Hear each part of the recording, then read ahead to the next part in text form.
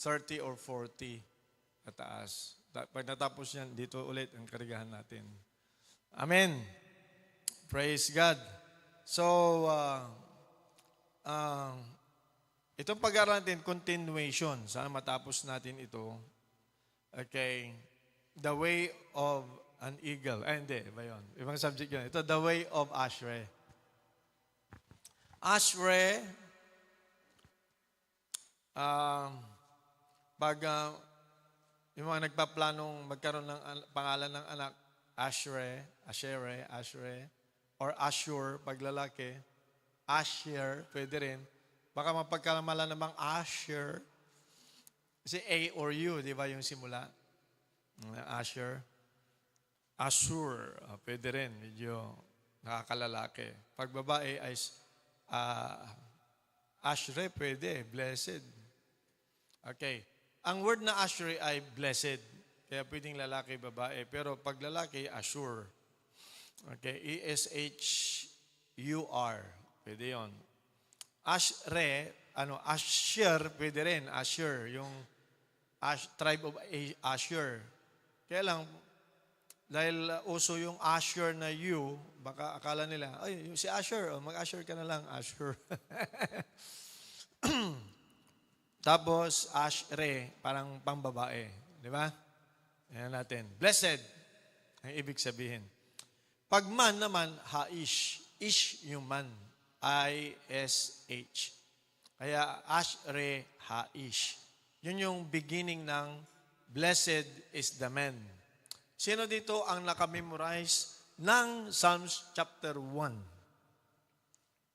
At least may 100 pesos ako sa aking bulsa. Pero, okay, nakamemorize ng Psalms chapter 1.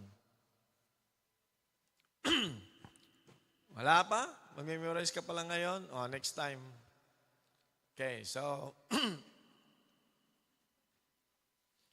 okay, King James Version, maganda eh. Di ba?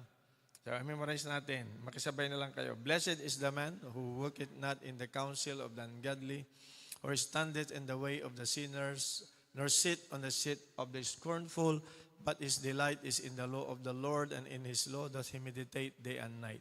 He shall be like a tree planted by the rivers of living water, that bringeth forth his fruit in his season. His leaf also shall not wither, and whatsoever he doeth shall prosper. Therefore, the ungodly are not, ano mauna? Therefore, the ungodly are not, yan ang susunod?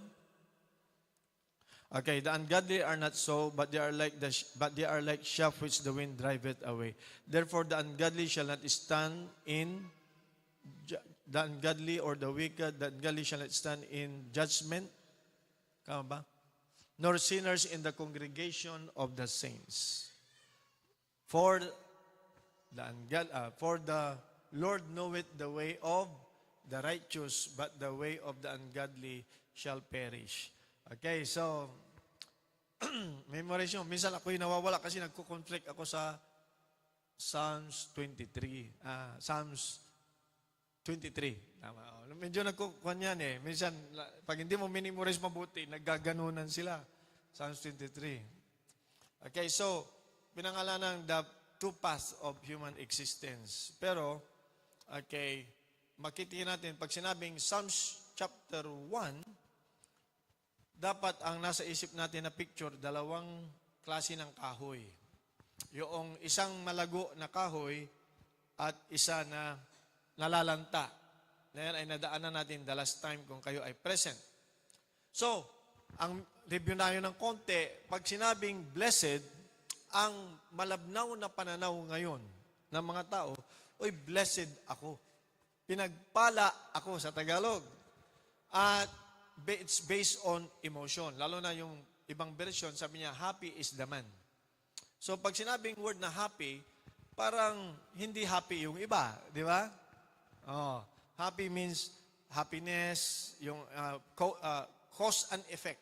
Meaning, happy siya kasi may nangyaring maganda. Doon lumabnaw ang word na blessed.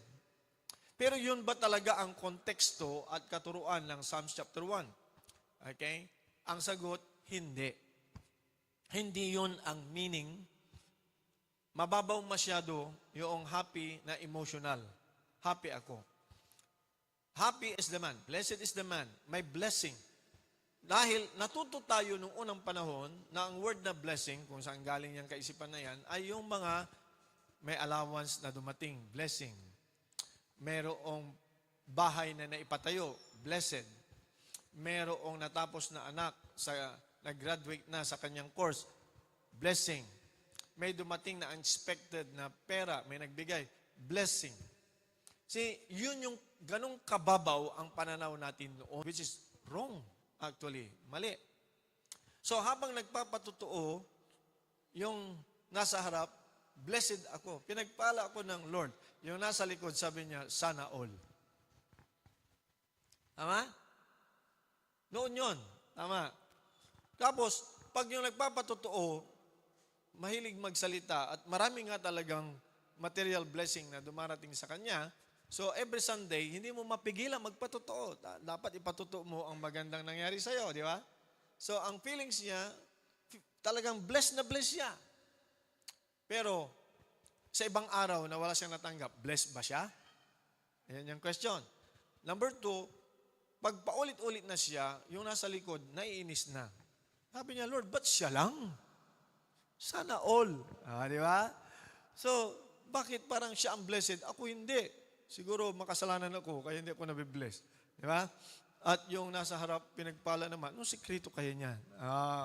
Yun yung noong alaw, okay, na pananaw natin sa blessed.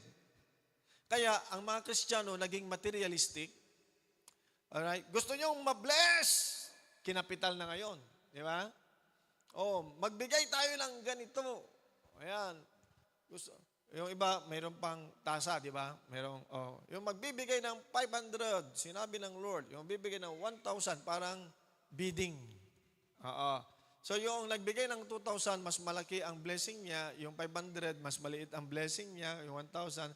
Imagine, ginawang ganon yung church. Kaya yung nakakakita ng mga nangyayaring ganoon, lalo na pag unbeliever, sabi niya, pera-pera na lang. Tama? So, now, kinakancel natin yung ganong utak at kaisipan kasi wala sa hulog. Alright. Kailangan ibalik natin ang tamang pananaw sa meaning ng blessing, blessed, alright? Or yung original na meaning sa Hebrew, which is Ashure, pinagpala, ano siya? Sino yung taong ito? Yun yung ating pag-aralan. Una sa lahat, yung word na blessing. Ang blessing, di ba? Sabi ko nga, noong unang panahon ay tungkol lang sa material na bagay. Okay. Pero pag ibinalik mo ang original, ang word na blessing ay walang iba, hindi ang Panginoong Hesukristo. Okay. The blessing of salvation. Sinabi ng Word of God na yung binhi ni Abraham na lalabas sa kanyang salinlahi ay magiging blessing blessing sa bawat tahanan ng lahat ng tao, ng humanity. He will be a blessing to every family on earth. He is the blessing, the blessing that will come, the seed of Abraham is a blessing to all nations of the earth. He will bless. At ang blessing na yan is the blessing of salvation through Christ our Lord. So walang dapat magsana all. Kung material lang na usapan, siyempre mali, sana all, dahil hindi siya pinagpala. Pero pag tinanggap mo ang Panginoong Hesukristo bilang iyong Panginoon at Hari sa buhay, you are a blessed man. Para mabagal, mahina ba yun? Amen. Okay, amen. Dapat pag naintindihan mo yung pagtanggap sa Lord na may buhay kang walang hanggan, na hindi ka na nakalinya patungong impyerno, na ikaw ay napatawad na ikaw ay nililinis na ng Lord everyday, na ikaw ay kasama ng tagapagmana ng Panginoong Hesukristo, hindi ka ba Amen! Kung naintindihan mo yun. Di ba? When you accepted Jesus Christ as your Lord and Savior, lahat ng akusasyon ng demonyo laban sa iyo, na-cancel na. Praise God. Ikaw ay hindi na kasama ng kaaway na itatapon sa dagatang apoy. Yung iba sabi lang, ano yun? So, you are blessed pag tinanggap mo si Lord na hari ng iyong buhay, na Panginoon ng iyong buhay, kasi natanggap mo ang buhay na walang hanggan. Now, ang ibig sabihin ng buhay na walang hanggan, ang ibig sabihin niya ay the quality of life. Hindi lang immortality, but quality of life. The God kind of life. Ang buhay ng Diyos mismo ang natanggap mo. Alright? Dapat maliwanag yun sa atin. So, Jesus Christ is our blessing. We are blessed because of the Lord Jesus Christ. Amen ba? Pangalawa na meaning ng blessing ay yung ikaw mismo na binago ng Panginoon. Nung tinanggap mo ang Panginoon Kristo sa puso mo, ang mangyayari, magkakaroon ng chemical reaction sa iyong buhay. Yung kapangyarihan at buhay ng Diyos, aapektuhan niya ang buhay mo. Hanggang sa ikaw ay matransform. Ikaw ay mabago. At dati, ikaw ay pasaway. Pero dahil nasa iyo ang Panginoon Kristo, right? Para kang, alam mo yung kabayo na wild horse. Ang wild horse, isang kabayo na walang amo, at very wild, very powerful. Pero nung ang Panginoon Kristo ay nakasakay na sa buhay mo, ikaw ay umamo. Pero hindi na wala yung 1 horsepower. Tama ba? 1 horsepower yun. 1 lang eh. Diba? Isang kabayo, 1 horsepower. Pag ang kalesa, 2 kabayo, 2 horsepower. Tama? Doon kinuha yan, yung horsepower na yan. 1 horsepower is 746 kilowatt. Tama? Watts? Kilowatt. Watts pala yun. Okay, so, ang ibig sabihin ay, alright, hindi nawala ang strength mo. Hindi nawala ang powers mo, pero under control. At kung si Kristo nasa buhay mo, hindi ka manghihina. Ikaw ay strong pa rin, pero mayroon nang nagkocontrol ng buhay mo, ang banal na Espiritu. Amen ba?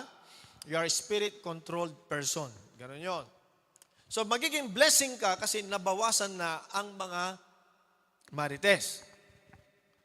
Kung dati kang marites at dahil sa iyo maraming nag-aaway, nung na-born again ka, naging Kristiyano ka, naging pagpapala ka. Amen ba? Parang hindi kayo, parang. Amen ba? Praise God. Sabi mo sa iyong katabi, ikaw ay pagpapala sa buhay ko. Ang akala natin pagpapala, pag may nagbigay lang ng pera, uy, pagpapala ka talaga kapatid. Yung hindi nagbigay, hindi siya pagpapala. Mali na naman, di ba?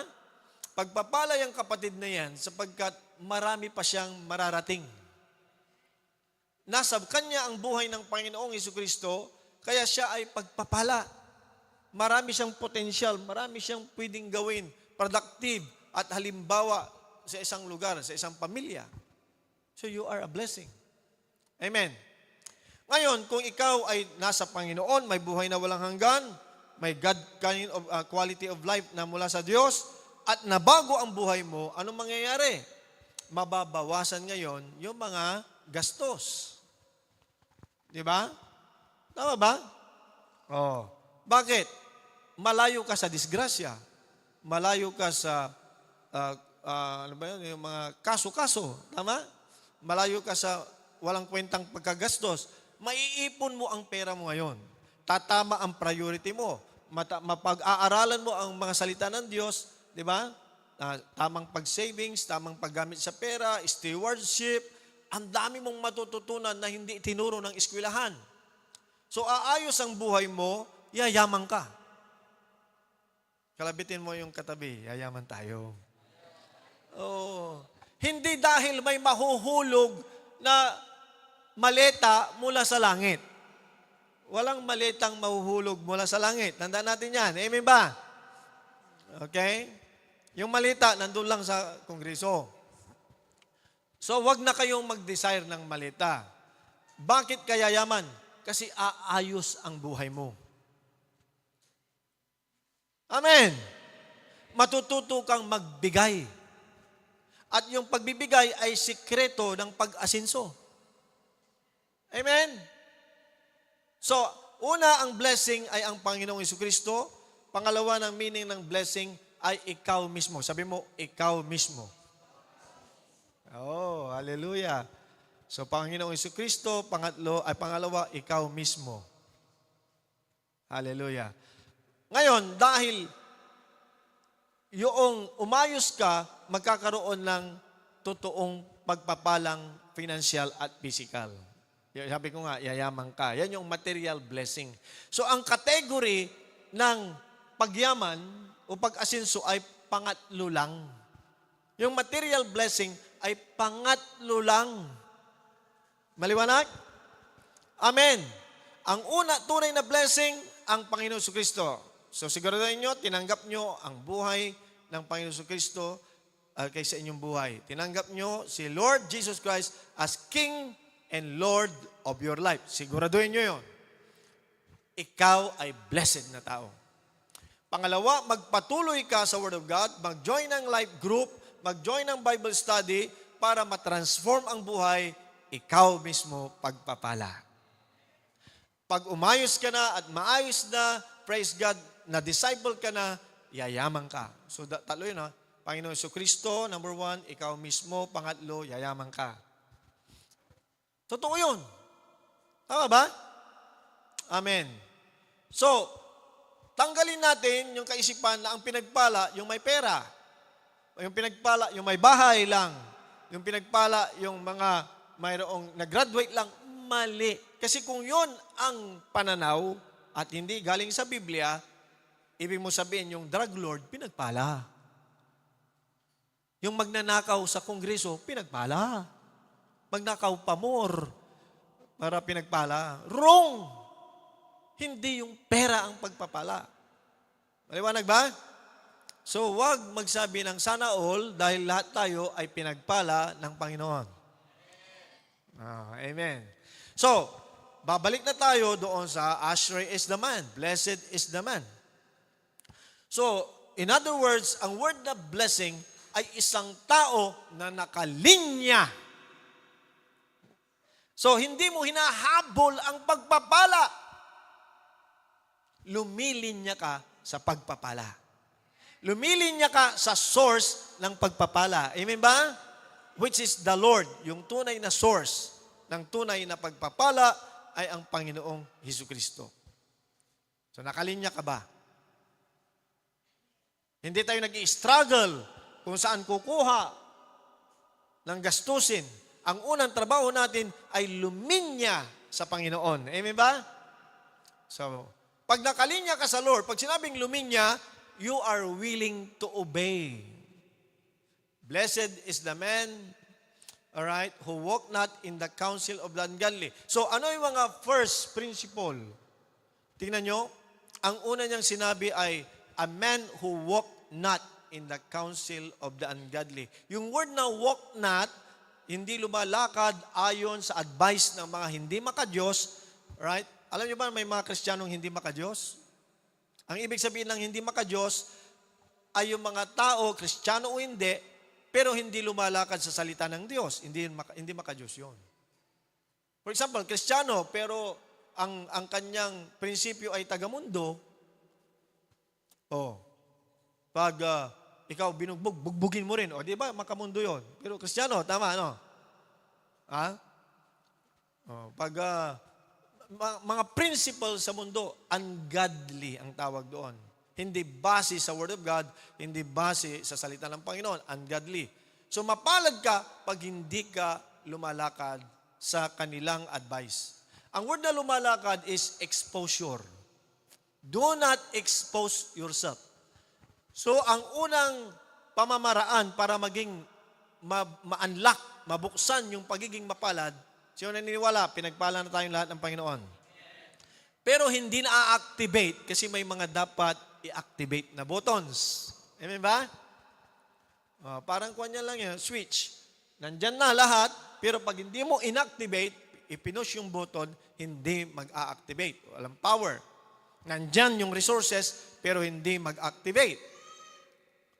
So, activate button number 1. You do not expose yourself to wrong teachings. Huwag mong i-expose. Do not walk. You do not expose yourself. For example, may narinig ka sa radyo, nagtuturo, o sa TV, sa YouTube, sa Facebook. Anong itinuturo niya? Na ang Diyos sa Old Testament ay masamang Diyos. Huwag mo nang ituloy. Di ba? Kasi ina-expose mo ang sarili mo sa maling katuruan. Pagka dinig no ng YouTube, Facebook, sabi niya, si Hesus Kristo ay tao lang. Itutuloy mo pa yan? Hindi na. So, the blessed man ay nakalinya sa Diyos at hindi niya ini-expose ang kanyang sarili sa maling kaisipan, sa karunungan na hindi maka-Diyos. Nakuha natin? So, you do not walk in the counsel of the ungodly. Pangalawa, stands in the way of the sinner. Ang standet, medyo kanyan, yung nakikikooperate ka na. Pag hindi ka tumigil na makinig sa mali o sa hindi maka-Diyos na advices, mamaya nakikikooperate ka na. Baka sabi ng tao, amen, mag-amen ka na rin. Di ba? Delikado yon. You expose yourself. Then number 2, you cooperate. Yun yung word na stand. Stand meaning, nakikiparticipate ka na. Di ba sa classroom? Sino gustong sumagot? Ma'am, tayo ka. Stand, di ba? Participation yon. Nakuha nyo? Okay. Yung sit naman, so walk, stand, sit. Ang sit, you already take position. Dito ako nakaupo. Ito ang position ko. Wala na yon. Okay. Yung position mo, nasa maling position na. You are sitting with scornful. This is the position of pasaway. Ito na yung position, alright, kung ang walk ay exposure, ang stand ay in agreement or participation, ang sit, you are already identifying. Nag-identify ka na ng sarili mo. Your sit is direct na pasaway na. Yung willing ka ng hindi sumunod. Kasi you take your seat. Okay. Pag sit na, nag-decide ka, that is your position, ayaw mo nang lumipat. Ito na ang sitting arrangement. Parang ganun yan, ha? So, yun lang analogy ko para maintindihan ninyo. So, the counsel is the world view, maling pananaw. Alright? Counsel of the ungodly, standeth in the way of sinners. Ang principle ay pumapasok na, nagiging behavior na, sit in the seat of the scornful. Ang mindset ay nire-reject na niya ang divine authority. Okay? Yan yung tranakwan. So, pag ikaw gusto maging blessed, i-practice mo yung do not na yan. Do not walk. Do not expose yourself. Number 2, do not stand. Do not cooperate or participate sa ginagawa ng mga ito. At number 3, do not sit. Do not take your position. Okay? Doon sa magiging, nire-reject mo na ang Word of God, nire-reject mo na ang authority, okay, ng Word. Delikado na yon. You are already sitting on the enemy's seat. Scornful na, scornful. Ito yung talaga ba? Sinabi ba? China-challenge mo na ang authority ng Word of God. Okay. So, mapalad ka pag marunong ka nang magsabi ng no to the enemy. Amen? No to distraction. No to the works of darkness. Mapalad. But his delight, pag narinig nyo ang salitang delight, anong ibig sabihin sa inyo? Ice cream, di ba? Alright. Delight, ang ibig sabihin ay desire. His delight is in the law of the Lord. Yung word na law dyan, alright, ay hindi yung law ni Moses na do this, do that, do this. The law there is the whole counsel of God. Remember, the law of the Lord is perfect, comforting the soul. Di ba? The law of the Lord is the whole counsel, from Genesis to Revelation, the whole instruction. Ang ibig sabihin, sa isip ng mga Jewish people, the instruction of the Father. Pag sinabing Torah, of course, first 5 book of Moses, pero sa mindset nila na dapat pumasok din sa atin is the law or the instruction of the Father, at ang Ama sa Langit palaging maganda ang iniisip para sa kanyang mga anak. Amen! Delight is the desire. Delight is the desire. Paano makikilala kung mataas ang desire ng tao tungkol sa salita ng Diyos o sa Torah o sa law of the Lord or counsel of the Lord? Paano malalaman? Siyempre, pag may nagpipreach o may word of God o may fellowship o mayroong life group, interesadong umaten. Amen? Interesadong makinig. Desire is the number 1 sa step. Pero pag umaten ka at nagdesisyon kang makinig at mag-take note, nagdesisyon ka, nagiging discipline, tumataas yung delight mo. Di ba? Desire, discipline. Papunta ka sa delight, ice cream. Di ba? Yung ice cream, matamis. Di ba? So you delight in the Lord. Meaning, dinidesire mo munang umaten, makinig, pero yung consistent kang palaging umaaten, kailangan ng discipline. Tama ba? Amen? Pag nadisiplina mo ang sarili mo, hindi lang ka lang nag-desire, nag-discipline ka, aaten talaga ako, palagi, praise God, darating ka sa point ng delight. Natutuwa ka na. Yung hindi pag-attend, hindi na nakakatuwa. Amen ba? Ang natutuwa ka na pag nakakarinig ka na ng salita ng Diyos. Amen? Hindi ka lang nagtitik note. Minsan, pag mayroon kang na-miss, anong gagawin mo? Uulitin mo ulit sa Facebook o sa YouTube itong ating pinag-aaralan. Gusto kong maintindihan. Gusto kong pumasok sa isip ko. Gusto kong matuto. Yan na yung delight. Hindi lang siya desire, hindi lang siya discipline, ito'y nagiging delight. Natutuwa ka na, masaya ka nang makinig. Sinong masayang makinig ng salita ng Diyos? Kahit ulit-ulitin. Amen. Yun yung delighting in the law of the Lord. And in His law, in the instruction of the Lord, in the law of the Lord, in the counsel of the Lord, diba? He meditate day and night. Yung word na meditate, importante. Hindi ito miti-miti. Iba yung miti-miti. Pangasinan yon. Meditate. Meditate. Okay. Yung word na meditate ay hindi yung passive thinking. Kasi yung iba, may nagme-meditate, naka-cross leg. Yoga yon, yoga. Hindi meditation yon ng Bible. Alright? Ang meditation ng Bible, hindi yung mga Buddhist o Shinto na parang nagme-meditate na parang kung fu martial artist or master, di ba? Sa Bible, pag sinabing meditate, yung Word of God, nire-recite mo. May lumalabas na words sa bibig mo. Nire-recite mo siya palagi. Kinakabisado mo siya. Hanggang sa mamemorize mo siya. At hanggang sa hindi mo lang siya namimemorize. Pumapasok na sa isip mo na kahit nagluluto ka, parang naririnig mo yung salita ng Diyos. Amen! Sino sa inyo dito ang nakakarinig ng boses, ibang boses? Yung pag ikaw ay nadidepress, walang perang dumating, at maraming nararamdaman, sabi ng bulong sa'yo, kawawa ka naman. Walang nag-aasikaso sa'yo. Walang nagmamahal sa'yo. May iba, wala dito yan, in Jesus' name. Amen? Maraming unbeliever, iba ang minimeditate nila. Ang minimeditate nila, ang kanilang mga kabiguan, ang kanilang mga problema, ang kanilang mga utang, listahan ng utang, mahaba na. Diba? Tapos yung iba, minimeditate na siya na in despair. Okay? Minimeditate niyang sinabi niyang kanyang jowa na nag-break na sila. Taba-taba mo na kasi, kaya break na tayo. So, anong mangyari ngayon? Sa kami meditate niya ngayon,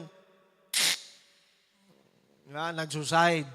Kasi ang naririnig niya boses, pakamatay ka na kaya, Magbigti ka na kaya.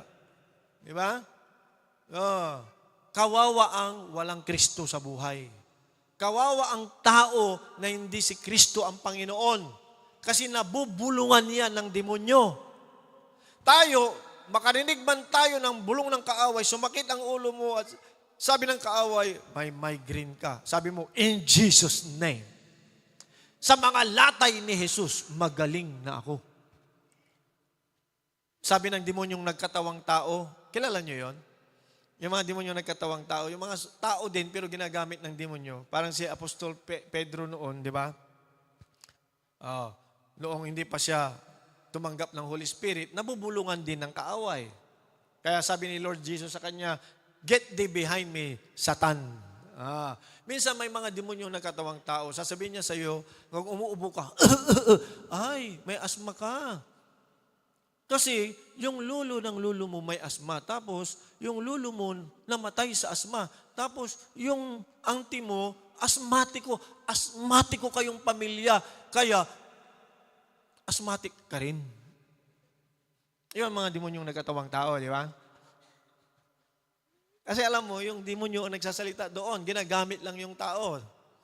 Pero pag ikaw born again, Kristiyano, anak ng Diyos, ang sabi ng Biblia, dapat ang naririnig mo, ano? Ang sino mang na kay Kristo ay isa ng bagong nilalang.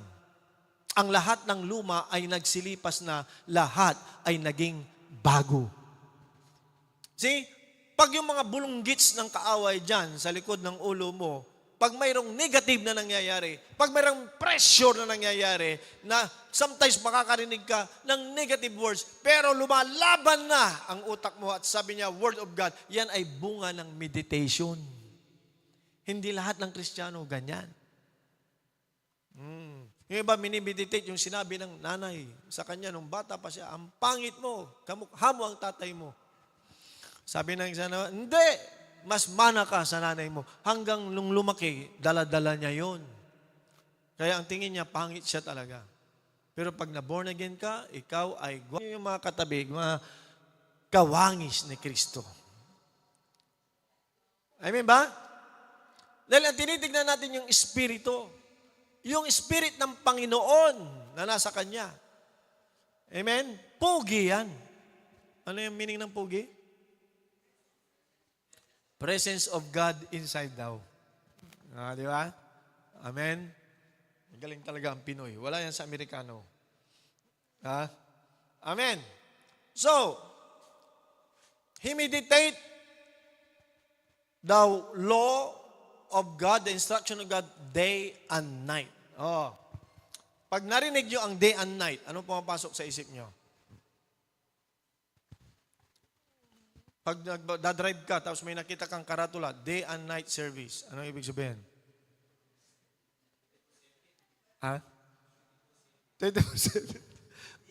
Pulinarya yun, day and night service.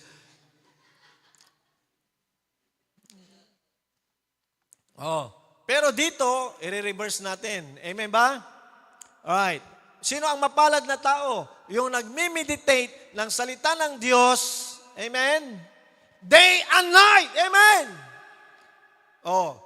Day and night na galing sa Bible, mapalad. Day and night na nagme-meditate ng problema, sa kaliwa siya. Doon sa day and night service pupunta yan. Di ba? Anong gusto yung day and night? Lamay o dito sa meditation na nagbibigay ng buhay? Blessed. Di ba? So he meditate day and night. And in His law doth he meditate day and night. So he shall be like a tree. Papasok na yung blessed man, planted by the rivers of living water. Now, in the past, ang pagkaintindi natin sa planted, parang aksidente na naitanim sa gilid ng ilog. Pero ang context nito, hindi to be continued. Next. Yeah, rooted life. He shall be like a tree planted by the rivers of living water. Ang talagang context niyan ay intentional. Meaning, yung may-ari ng farm, gumawa siya ng river, gumawa siya ng irigasyon. Na mayroong supply ng tubig unlimited, Pagkatapos, ikaw, na parang binhi, itinanim niya sa gilid. Intentional yung position mo. Oo, nyo na? Hindi ka bigla na lang tumubo sa gilid. No. Inilipat ka sa gilid. Intentional ang Diyos. Inilagay ka niya sa river na mayroong unlimited supply ng tubig at nutrients. Amen ba? He shall be like a tree planted by the rivers of living water. So nung ikaw ay na-born again, intentional, inilipat ka na ng Diyos mula sa mundo patungo sa kaharian ng Panginoon with unlimited supply, unlimited tubig. Ang sinumang umiinom sa tubig na ito, hindi na muling mauuhaw pa. Ngunit sa Kanya ay lalabas ang spring of living water. Yun yung Ashrei Haish, a blessed man, ay nakaposisyon sa tamang posisyon. Naka-align sa plano ng Diyos. So ang blessed is not a feeling, it is a position. It is an alignment with God's divine order. So, he shall be like a tree planted by the rivers of living water that bringeth forth his fruit in his season. Alright? So, right alignment, right location equals right fruit. Nasa tamang posisyon, nasa tamang lugar, itinanim ka, mamumunga ka ng tamang bunga. Amen ba? Amen. Medyo maliit. Right fruit in season, right result, right time. His leaf also shall not wither. Yung leaf dyan speaks of, paano malalaman isang punong kahoy ay malago? Sa leaf, sa branches, mayabong, di ba? Hindi mayabang, mayabong. Alright? So, meaning, pag ikaw nakalinya, hindi ka naghahanap ng kagalingan. Luminya ka lang, dadaloy ang kagalingan. Amen! Yung iba kahit saan oy, masakit, ay, ganyan. Kung sino hinahanap na albularyo, kung saan napupunta, na bayan, lugar. Pero pag Kristiyano ka na, luminya ka sa Panginoon, sa tamang posisyon, dadaloy ang kagalingan ng Diyos sa'yo. Ang Diyos gumawa ng right order, right path. Gumawa siya ng river niya. Yung river na yan, dumadaloy ang kagalingan. Amen! Praise God. So dapat intindihin natin yon na dapat naka-align ako. Sabihin nyo, dapat naka-align ako. Dapat nasa tamang posisyon ako. Yan yung happy is the man. Blessed is the man. Why? Because naka-align. Praise the Lord. So, pag naka-align ka, dadaloy ang kagalingan. Naglilingkod ka, naka-align ka. Amen. Sino niniwala na mga naglilingkod sa Diyos, lumalakas. Ang mga naglilingkod sa Diyos, bumabata. Ang mga naglilingkod sa Diyos, hindi madaling tumanda. Hallelujah. Nag-i-improve. Amin ba? Yes. Kasi may supply. May unlimited supply. Praise God. May anointing na dumadaloy. So his lips shall not wither. At itong grabe, whatsoever he doeth shall prosper. Ano man ang kanyang gawin ay pinagpapala. Hallelujah! Lahat ng hawakan mo, pinagpapala ng Diyos. So hindi mo yung, bakit kaya? Hindi ka natanong ng tanong, anong nangyari? No. Ang problema, umalain ka. Mag-align ka sa instruction ng Diyos. Mag-align ka sa Taura. Umalain ka sa divine order. Pag sinabing divine order, may ginawa ang Diyos na tamang pagkakalatag. Right. So pag nakaposition ka dyan, naka-align ka dyan, dadaloy ng kusa. Amen ba? So his lips shall not wither, whatsoever he doeth shall prosper. Alright? Ngayon, kinontrast niya sa the ungodly. Ito yung nakakadelikado. Who is the ungodly? Sino ang mga tao na hindi sumusunod o hindi nakalinya o kaya hindi naka-align sa God's divine will? Anong mangyayari? Praise God. Rooted life, anong mangyari? In contrast, the unrooted life. They are like the shaft that the wind driveth away. Anong ibig sabihin ng shaft sa Pangasinan Tagalog? Shaft. Iba yung ipa. Kasi yung ipa, yung tapos na ang giniling. Tama. Ano yung kuan? Apa? O upa? Ipa? Ipa is yung after giling. Tama? Ipa, after giling yon. Ito yung kapes. Pag magtanong ka sa farmer na magaling, sasabihin niya, bakit yung ibang butil ng palay ay may laman, malusog. Yung iba, walang karga. Naka-close pa yon pero walang karga. Sabi ng explanation ng ibang farmer, hindi masyadong na-isprehan or kulang sa vitamina, di ba? Kaya hindi nagkaroon ng laman. Yung iba naman, sabi nila, sinip-sip ng uod. Meron palang uod na sumisip-sip doon. Para wala. Kaya pag umani ka, wow, ang ganda. Umani ka, pero pag kinilo mo, kukunti. Tapos pag, di ba? Okay, pinahangin mo, yung nandito lang may bigat, ang nandito, at yung mga walang karga, malayo na. So pag walang karga, naipapadpad ka kung saan-saan.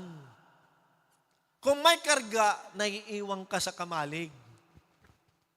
Amen? Amen ba? May laman.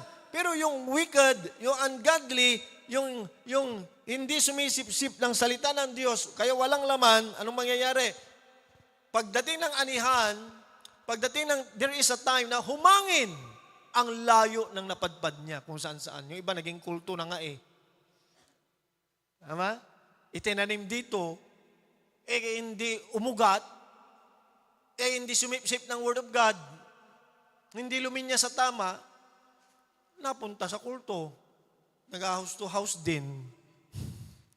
Nagpaparami din ng lahi. Paano ka isusustain ng isang taong walang laman? Ano yung dapat laban mo? Yung salita ng Diyos. Amen ba? The wicked are not so, but they are like the shaft which the wind driveth away. So, delikado yun. Kung ikaw ay nawawala, di ba? Okay. But the ungodly are not so, but they are like the shaft which the wind driveth away. For, ang susunod? Ano pa? So, ano yung mga hangin? They cannot stand in judgment. Pag sinabing judgment dyan, it's about the awarding ceremony. So pag walang laman, yung ungodly, hindi siya makakatayo doon sa awarding ceremony. Anong i-award sa kanya? Wala nga laman. Yan yung they cannot stand in judgment. Okay? Ito pa, pag may pressure, may hangin, may pagsubok, mayroong baha, hindi lang hangin. Naligtasan na niya ang hangin, di ba? Nakadikit pa rin. Doon sa uhay. Tapos, nabaha. Wala na rin. Lalo na sa huling panahon, malakas ang baha dahil wala ng flood control. Di ba? So, mawawala yan, mawawash out siya pag walang laman. Yan ang delikado. Walang good foundation, mahirap manatili, napapalayo. So the grain remains, yung mga merong laman, mananatili, yung shaft, ay may scatter. Konti lang na words, konti lang na pagsabihan, o konti lang na sensitibong nasabi, masakit na, di ba? Hindi ma-injure yung rebuke, hindi ma-injure ang sensitive na word, ay madaling mawala. Brother, sister, ba't ka aalis o lilipat? Kasi hindi ko nagustuhan yung teaching, ako ang pinapatamaan. Doon na lang ako sa kabila. Bakit? Ay, nakakatuwa doon. Simula hanggang dulo, tawa ka ng tawa. Punong-puno ka talaga ng hangin pag alis mo. Huwag niyo kalimutan, the Word of God is not only to bless you, but to correct you. Amen? To make you align. It's for instruction to follow. Amen ba? It's for rebuke. It's for correction. Ginagawa yan ng Word of God because we love you. Yan ang trabaho ng mga pastor, life group leaders, Bible study leaders, to correct. Right? Dito sa mundo, walang permanent. Sino naniniwala sa mundo walang permanent? Sa langit lang. Ang mga bagay na makadiyos lang ang permanente. Amen ba? So wag kang umasa sa mundo. Sa mundo, dapat impluwensyahan natin, hindi yung tayo ang maimpluwensyahan. Amen ba? Praise the Lord. So, unrooted life, delikado. Ang pinakadelikadong buhay ay ang buhay na walang pundasyon. Ang buhay na walang ugat. Ang buhay na hindi nakalinya. Ang buhay na walang laman. That is the most dangerous life. Alright? At hindi lang dangerous. Yan yung destructive life. Okay. So, they will not stand in judgment. When pressure comes, they go away. Right? But, the Lord knoweth the way of the righteous. Sino naniniwala? The righteousness is in the heart. The righteousness resides in the heart. Alright? The Lord knows the way of the righteous. So maaring sa tao, hindi nakikita yung righteousness mo pa, pero sa mata ng Diyos, alam ng Diyos ang puso mo. Amen? Pero yung righteousness na yan, dapat lumabas. Dapat ilabas natin. Alam ng Diyos kung sino ang sa Kanya. Relational. It is a union with the Lord. Alam ng Diyos kung paano ka i-sustain. Meaning, paano niya i-fertilize para lumago yung binhi na nasa sayo. Amen!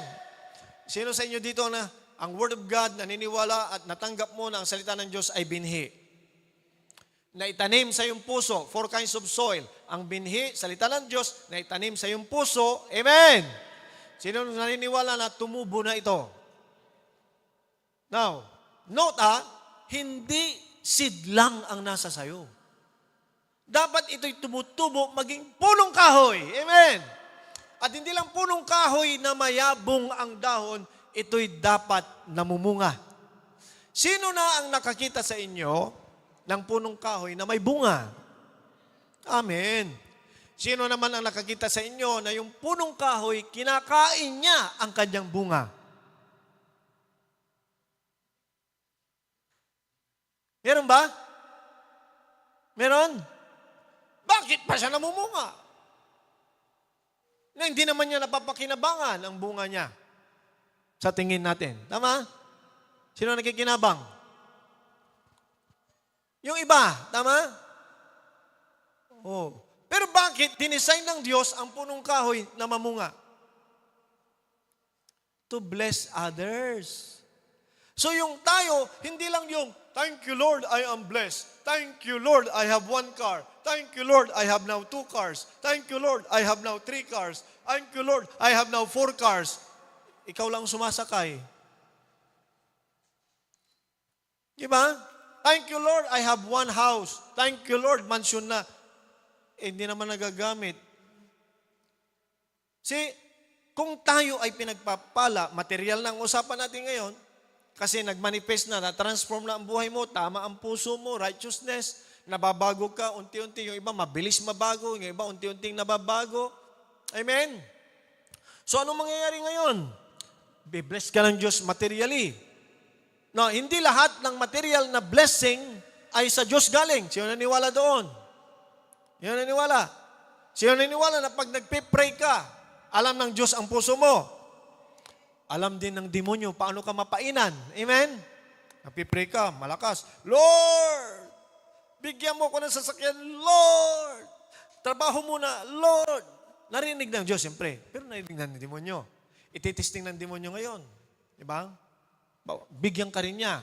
Paano mo alam na yung material blessing na yan, wala namang isip yung material na blessing? May isip ba yung pera? Wala. May moralidad ba yung pera? Wala. Pero may ulo. Kaya lang, may ulo doon, hindi nag-iisip. Parang hindi pa kayo nakikita ng pera. Di ba? Naintindihan niyo yung joke ko? Nag-joke na nga ako, hindi niyo pa makuha yung Siguro may ulo pero walang utak. Tama? Ang utak niyan, ikaw yon. Kung saan siya dapat pupunta. Amen? Now, paano mo malaman na yung pera ay galing sa Diyos o galing sa demonyo? Galing sa kaaway. Ha? Pag nag-pray ka sa Diyos, bibigyan ka ng Lord, pero narinig ng kaaway. Yung effect. Pag nag-pray ka ng trabaho at binigyan ka ng trabaho, pero mas nauna na yung trabaho kaysa sa Diyos. Yung hiningi mo na pagpapala na akala mo sa Diyos galing, inilayo ka niya sa fellowship, inilayo ka niya sa Word of God. Wala ka ng panahon magbasa, wala ka ng panahon umatin ng life group, wala ka ng panahon umatin ng church kasi may trabaho ka na akala mo hiningi mo sa Diyos. Pero tinisting ka ng kaaway kasi nagbibigay din yan. Mga politiko nga nagbibigay, yung demonyo pa. Di ba? Amen? Parang hindi kayo nakatanggap sa politiko. Sabi ko, yung politiko nagbibigay, yung demonyo pa kaya, nagbibigay din yan. Amen? So ngayon, pag yung ibinigay na material, ay inilayo ka niya sa pagiging makadiyos, sa demonyo galing yan. Amen ba? Pero pag yung hiningi mo na trabaho, salary increase, more income, ay lalo kang napalapit sa Diyos. Sarap, ano? Amen? Lalo kang tumaas ang tithes and offering mo. Amen? Galing sa Diyos yan. Pag tumataas ang salary mo, lalong lumiliit ang bigayan mo. Wala kang patutuo dyan. Hindi ka nabago dyan. Ang nabago ay yung tao na the more pinagpapalang physical, naniniwala na yung mga ibinibigay sa kanya ay galing sa Diyos, you honor the Lord with your substance. Amen! Ganun dapat. Kaya alam mo, galing sa Diyos. Kaya ito'y galing sa Diyos, I will give back to the Lord. Galing sa Diyos, I will give my tithes. Galing sa Diyos, I will give my offering. Galing sa Diyos, I will give my contribution. See? Hindi ka nagbibigay para pagpalain. Maling utak yon. Noon, unang panahon, ganun. Kinakapital yan ng mga ibang preacher, di ba? Pag nagbigay kayo, pagpapalain kayo ng Diyos, ano ka? Pinagpala na ako ng Panginoon. Kaya ako nagbibigay kasi pinagpala na ako ng Panginoon. We are giving, ito ang taga Christ Our Life, ha? Ito ang taga CCP. Ang utak natin, kaya tayo nagbibigay kasi pinagpala na tayo ng Lord. Yung iba sumusugal pa lang. Alam yung sumusugal, tumataya, magbigay tayo para pagpalain tayo. Tumataya yun. Sugarol na utak yun. Kaya pag hindi napagpala, hindi bumalik yung pera niya, natalo tayo. Nabudol tayo ni pastor. Yun yung utak nila. Sabihin nyo, wala dito yan. Ulitin natin, wala dito yan. See, ang tamang katuruan, we are giving because we are blessed. We are giving from the position of being blessed. Amen ba? Oh, hallelujah. Ang sarap magbigay. Why? Dahil pinagpala ako ng Panginoon. See? Yun yung tamang katuruan sa giving. I am already blessed. That's why we are giving. I am giving.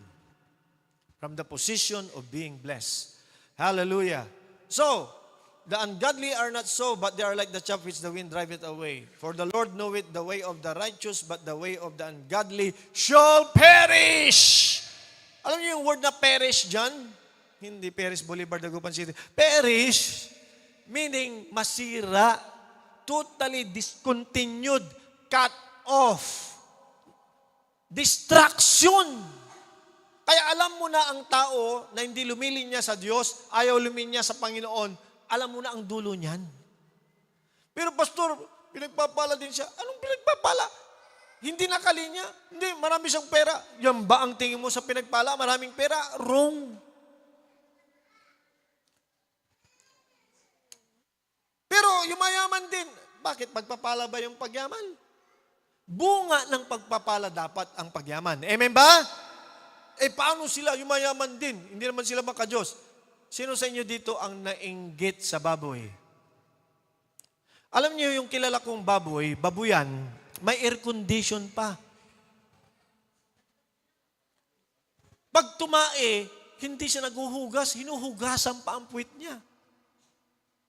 Pati tirahan niya, hindi siya naglilinis. May naglilinis na para sa kanya. Hindi rin siya bumibili ng pagkain. May nagbibigay ng pagkain sa kanya. Ang sarap, sabi na pag nag-uusap sila, ang sarap maging baboy. Sinong nainggit sa baboy na yon sa inyo? Hindi ba pinagpapala yon? Tama? Pinagpapala yun. Pag material na usapan lang ang usapan ng pagpapala, yung baboy, mas pinagpala kaysa sa'yo. Ikaw walang aircon. Ikaw walang supply ng pagkain na nagbibigay every day. Diba? Yung iba dyan nga may pambili ng pagkain ng baboy, walang pambili ng pagkain ng tao. Di ba? Yung iba sabi lang, kahit na dilata lang ako, basta kumain yung baboy ko. Yung mga iba ganyan, di ba? Mahal na mahal nila ang baboy nila. Tama ba? Ibig ba sabihin ganon? No. Kaya huwag mainggit sa baboy. Ang pastor, nasa Biblia ba yan? Masyado kang brutal.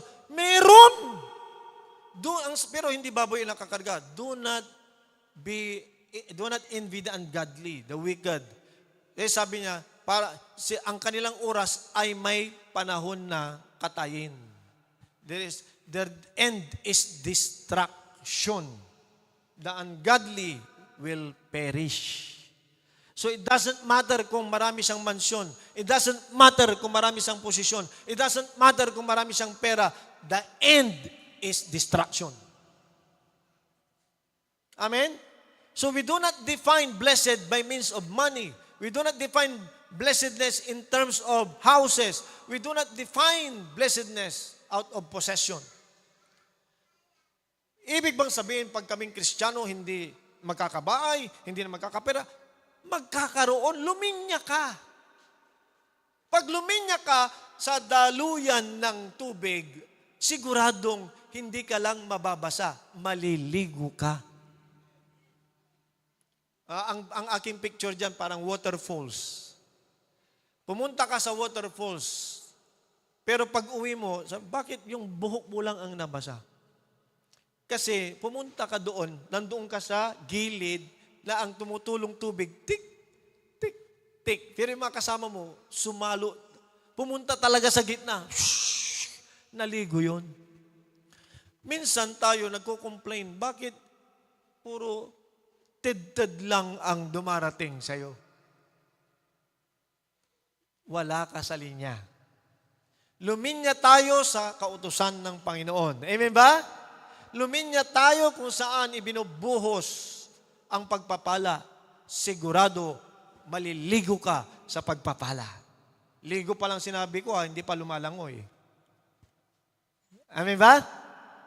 Oh, hallelujah. Praise God. So yon ang ating Ashre Haish. Meaning, blessed is the man.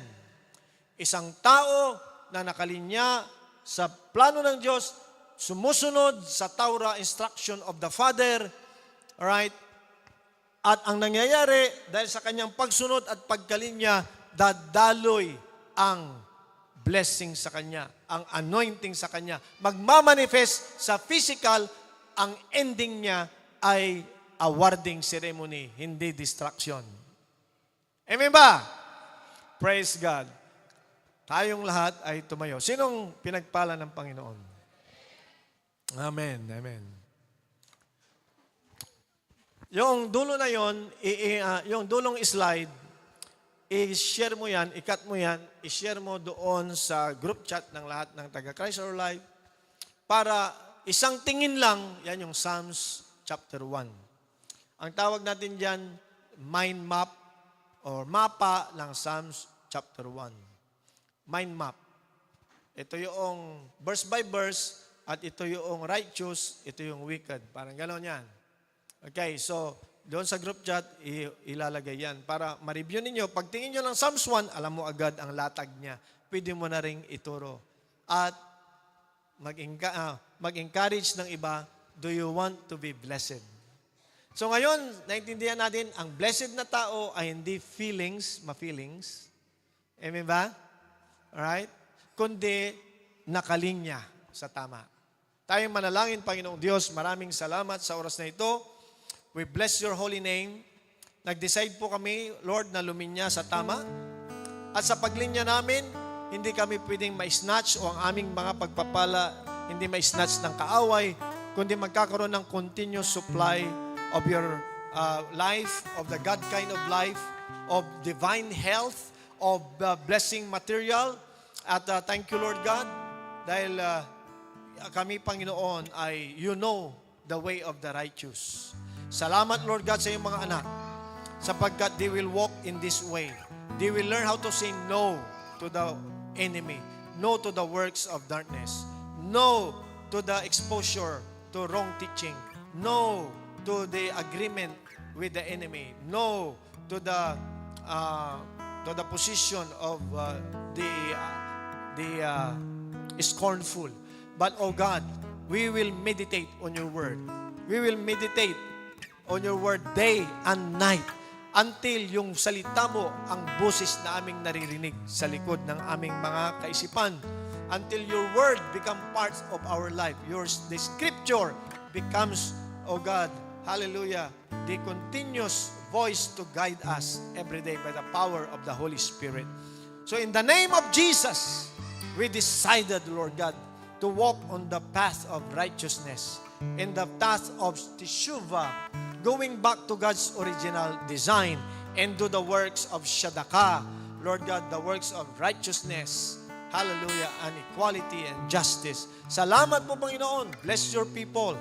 At dahil sila ay tumatalino, lumalago, at gumagawa, hallelujah, sa iyong trabaho. We bless your holy name. We thank you, and all glory belongs to you. In Jesus' name, amen. Amen. So this is the time of our communion, purihin ng Panginoon, and we will bless, praise the Lord, we will bless this communion. Father, in the name of Jesus, bless, O Lord God, the wine and the bread. Hallelujah. You made this as your ordinance.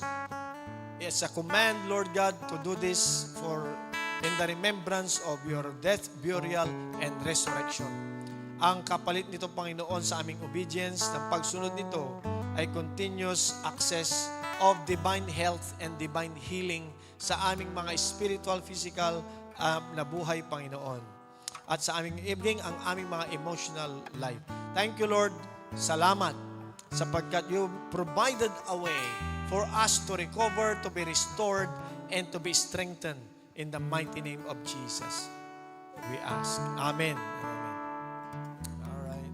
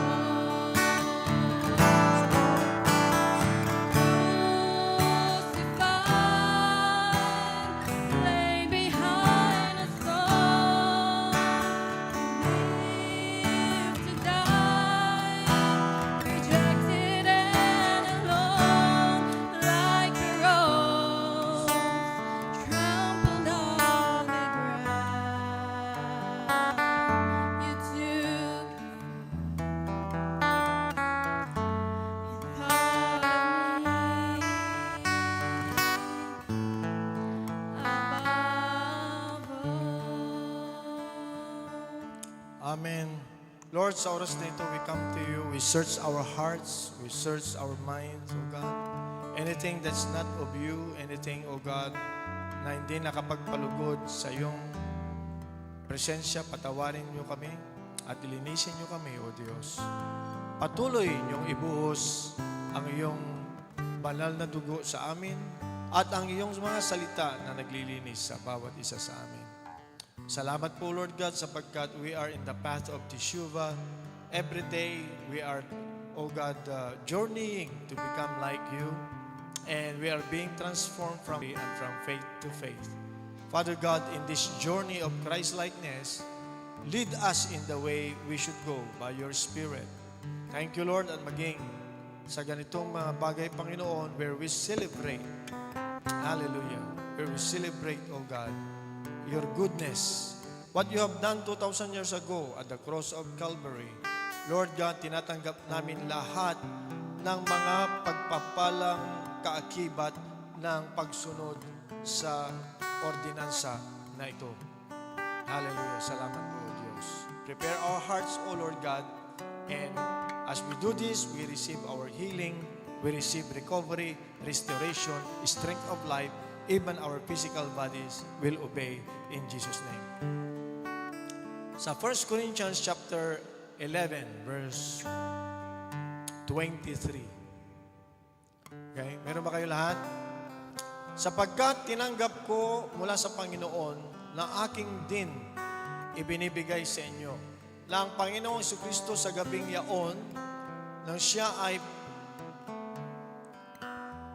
pinagtaksilan, siya ay kumuha ng tinapay at pagkatapos niyang magpasalamat, kanyang pinagpira-piraso ito at sinabi, narito, kainin ninyo, ito ang aking katawan na nabasag para sa inyo. Gawin ninyo ito upang palagi niyo akong maalaala. Kainin po natin.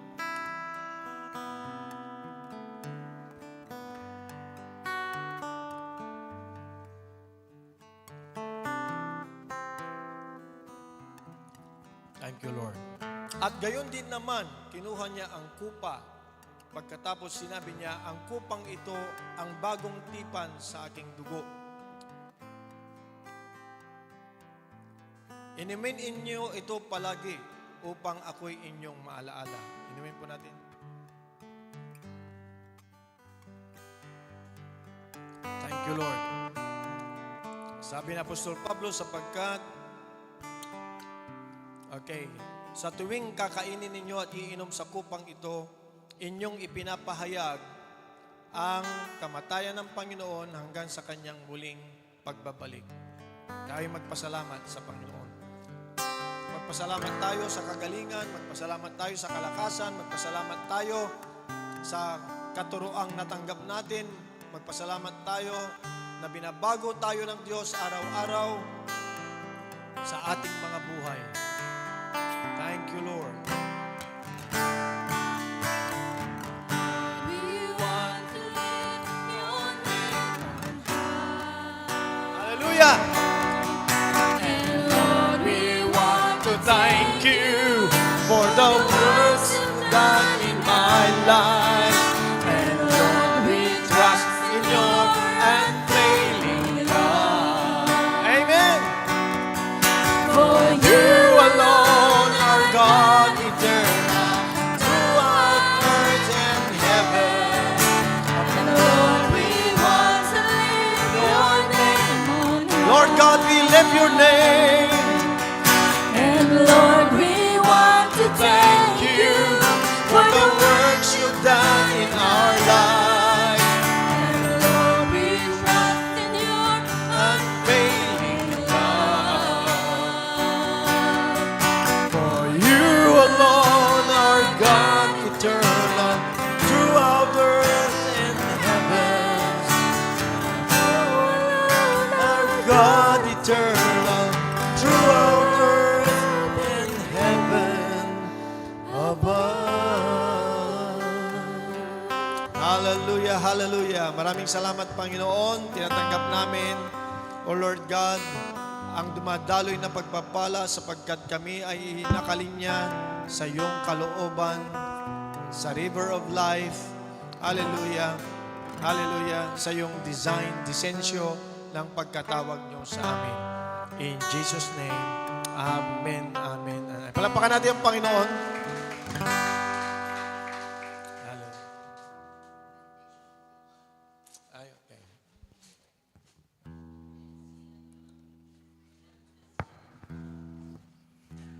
Okay, so tayo po ay dadako sa isa pang gawain, ang pagbibigay. Pagkatapos ng pagbibigay ay tinatawagan po lahat ng mga birthday celebrants sa buwan ng March. Pupunta ho dito mamaya sa harapan para maipag-pray. So sa oras na ito, tinatawagan ko si Brother Kevin para ipag-pray ang ating tithes and offering.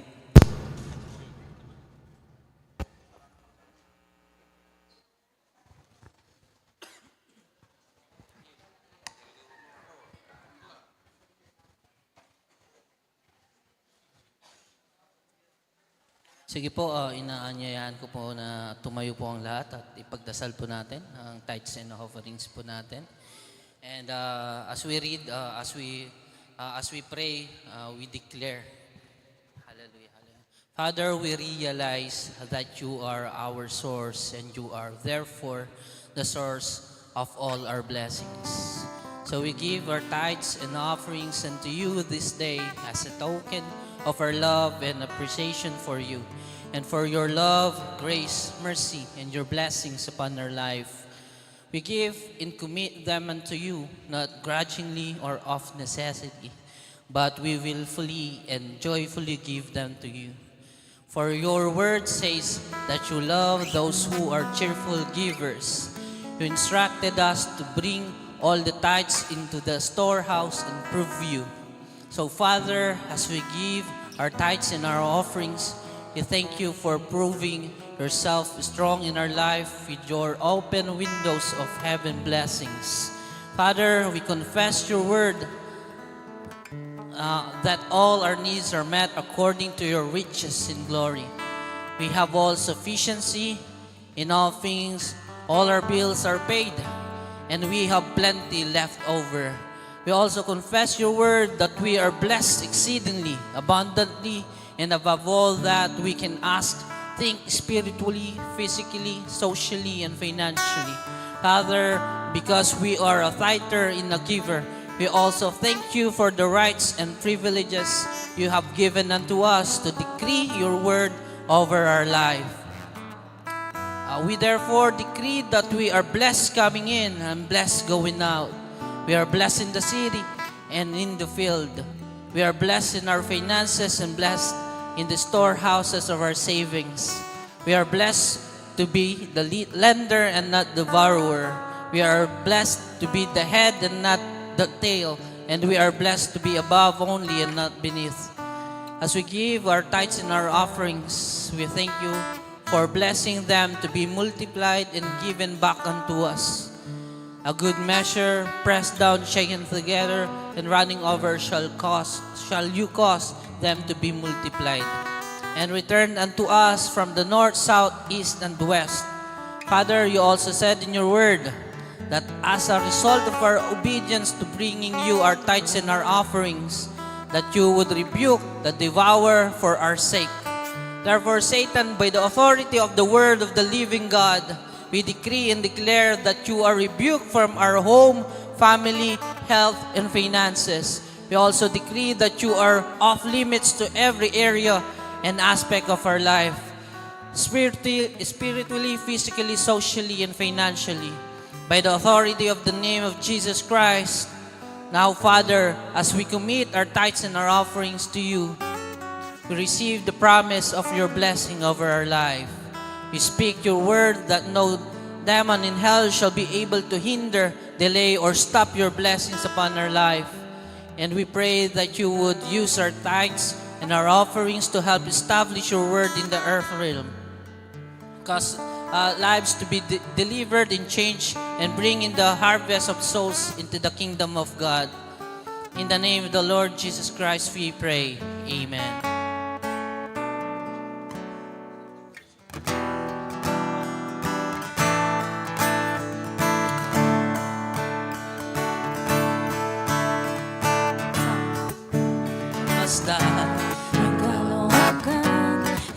kung maunawaan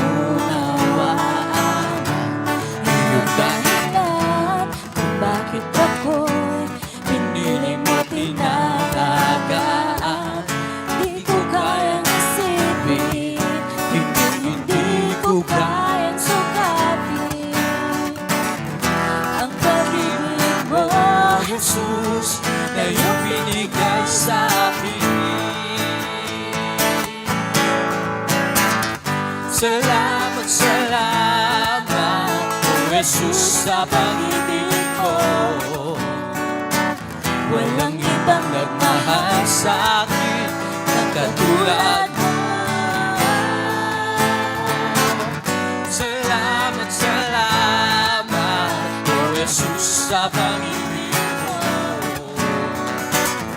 Ako'y masasaya sa piling ko. Ako'y magsasaya. Ako'y magsasaya. Ako'y magsasaya sa piling mo. Okay, so lahat po ng birthday celebrant ng buwan ng March, inanyahan po namin dito sa harapan para kayo po ay may panalangin. Huwag kayong matakot kasi hindi naman kami pupunta pag hindi kayo nag-invite.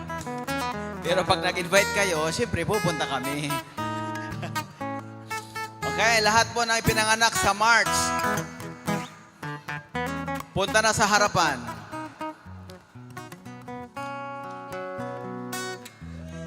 Hoy, happy birthday!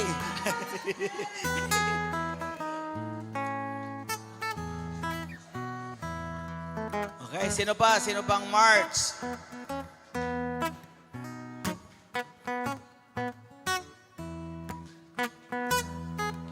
Huwag kayong mag-alala kasi mayroon po tayong lunch na dyan na nakaprepare. After dito ay kakain tayong lahat at kakaroon tayo ng short meeting uli. Okay, so wala na. Sila lang, 5 lang sila. Erika, di ba March ka?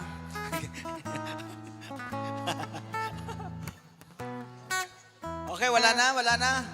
Sa taas. Ay, mayroon pa.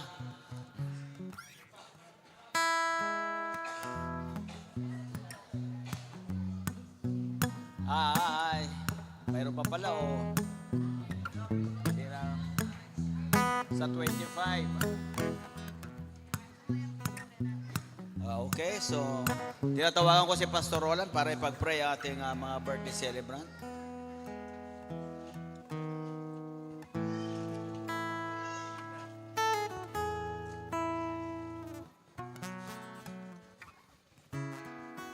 Help me to pray for them. Sabay-sabay tayo. Oh, may ko ha. March ka manaya ha. Hallelujah. Praise God. Kaya pala masaya ang mga March. Kasi may pang... Ay, pati ikaw din. Amen. March.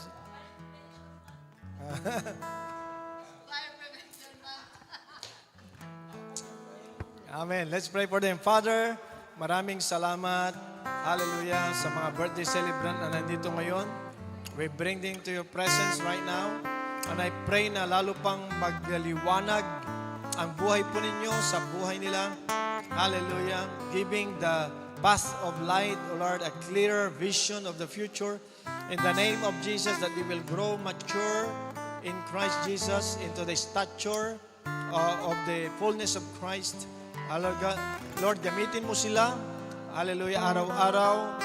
At Lord, magliwanag pa ang syadaka sa buhay nila, Panginoon. Bless them and cover them with your precious blood. And they're coming in, they're going out. Hallelujah. I declare them untouchable ng kaaway in Jesus' name. And let the blessing flow sa kanilang mga kamay. Salamat po. Itong aming dalangin sa pangalan ni Jesus. Amen. to you. Happy birthday to you. Happy birthday, happy birthday, happy birthday to you. Music team.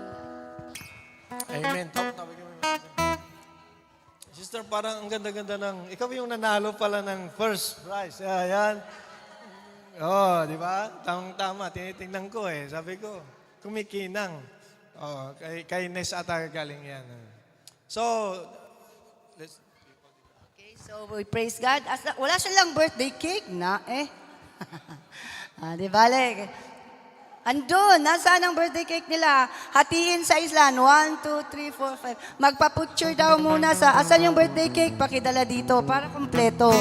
Sabi ni Mikoy, hindi daw birthday pag wala daw yung cake. Kaya, oo, hindi naman, ay wala, nasaan na eh. Dalawa series sa April, March at saka Okay, thank you. Okay, palakpakan natin ang Panginoon. And bago tayo kumain, of course, may we ask lahat ng mga nagdala ng kanilang meditation notebooks. This is a very important sa Christ Our Life dahil ito ang kultura natin na patuloy tayong nagbababad sa presensya ng Diyos. And may I ask, ito kasi hindi na ibigay last Sunday dahil hindi nakahabol yung sticker. Mga music team, okay? Palakpakan natin ang music team na sila ang naglilid. At of course, we expect ang music team, praise and worship leaders who are leading us in the presence of God, sila ang number 1 na nagde-devotion at nagkakaroon ng time with God. Palakpakan natin ang ating music team. So may we call on Mike. Napakaganda po nung babasahin nilang sabay-sabay ang sticker ng kanilang devotion notebook. Nasaan si Rex? Nasaan si Rex sa drums? Si Kuya Winnie, Kuya Pete. Nasaan na kayo, Kuya Win? Hindi pwede, magme-meditation ka na. Hallelujah. Amen. Ayan, i-imagine ko na si Winnie nagko-communion na kasama ang Panginoon. And then, Kuya Rex, nasan si Kuya Rex? Kuya Rex, where art thou? Kuya Pete. Kuya Peter John. Peter John. Okay, nasaan pa yun? Si Gabriel. Ayan. Engineer Gab. Engineer Gabriel, nasan ka? Pakitawag si Gabriel. Tsaka si Kuya Rex. Wala pa si Rex. Ay, wala siya? Andito daw kanina eh.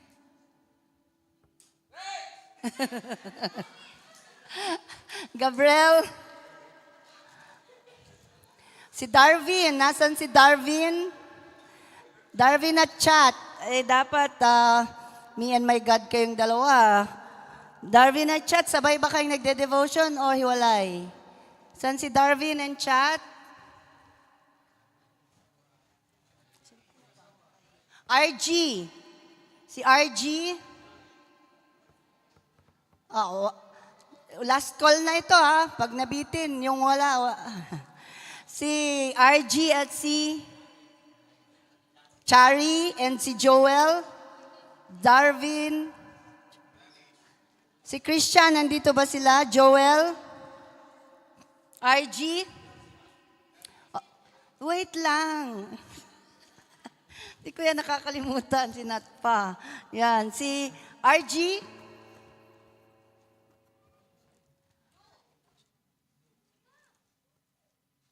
RG, nasan si... Andito ba sila? Wala si RG? RG. Yan.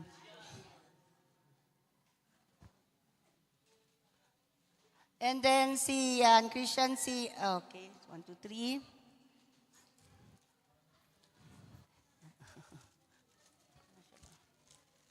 And si Nat King Cole. At of course, si Nat sa media. Okay, sabay-sabay nating basahin yung nakasulat. Ang haba. Dito ka. Okay, 1, 2, 3, go.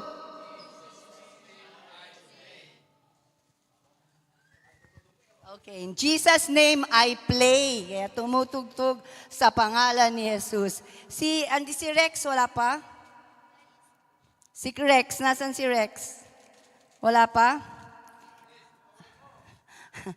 And si Clarice, andito si Clarice? Clarice.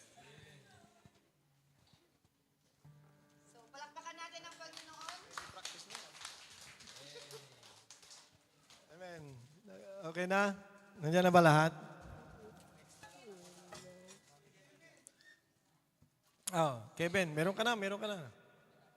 Wala pa daw si Kevin. Isa.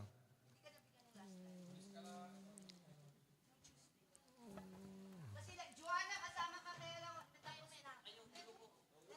Meron na yung nakakasi. Punta na kayo doon, yung mga meron na. Okay, sige. Alright, so tayo ay mag-pray. Importante ito, i-dedicate natin yan.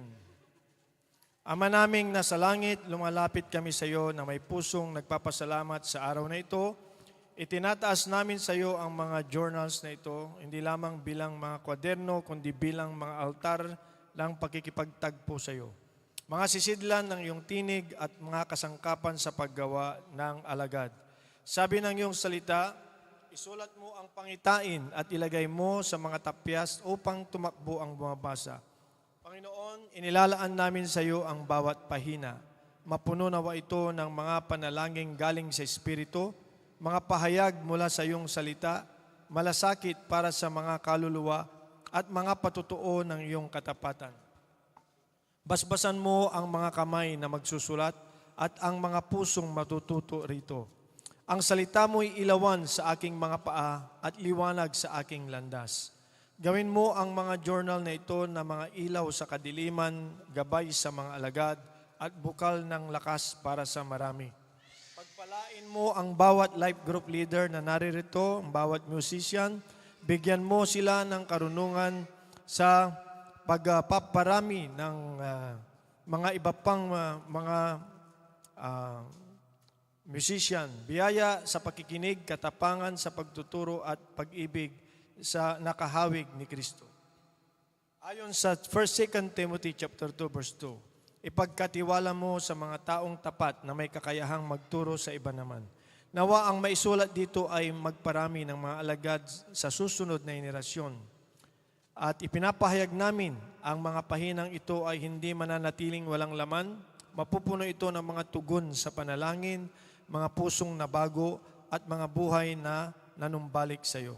Inilalaan namin ang lahat ng ito para sa gawain ng kaharian ng Diyos at sa kalawatian ng aming Panginoong Jesucristo. Ito ang aming dalangin. Lahat magsabi ng Amen. Amen.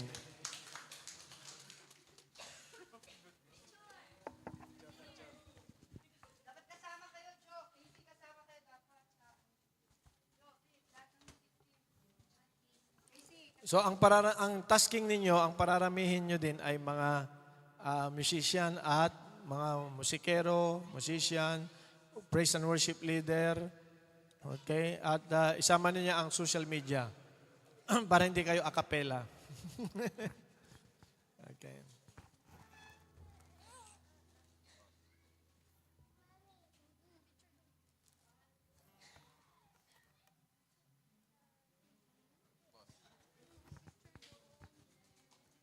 Amen, amen.